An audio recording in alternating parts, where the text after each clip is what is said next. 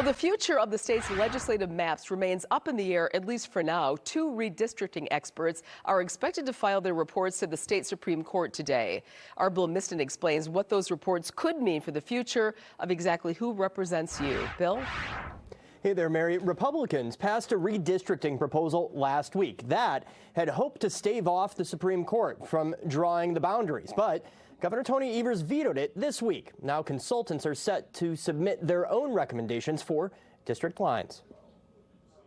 It may seem like the August primary and November election is a long ways off, but the State Elections Commission set a March 15th deadline for new legislative maps to be in place. For the everyday citizen, the issue is who gets to elect the people who pass laws. And who passes those laws depends on what maps are used. The liberal-controlled state Supreme Court ruled the current Republican-drawn legislative maps were unconstitutional, and that it would draw new maps if Evers and the legislature couldn't agree. Well, they couldn't.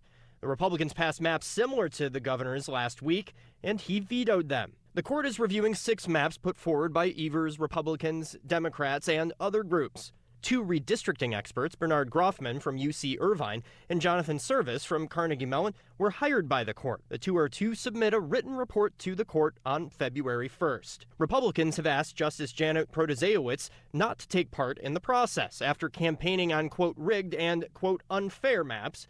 She's not stepped aside. So why are the maps at issue? If we believe in democracy with a small d, we as voters would want as many districts as possible to be 50-50 districts. Political science professor Mordecai Lee says while partisan politicos may like predictable districts, a small percentage of voters are electing lawmakers on behalf of a larger percentage of the electorate. And the goal for redrawing maps fairly is to provide a real choice.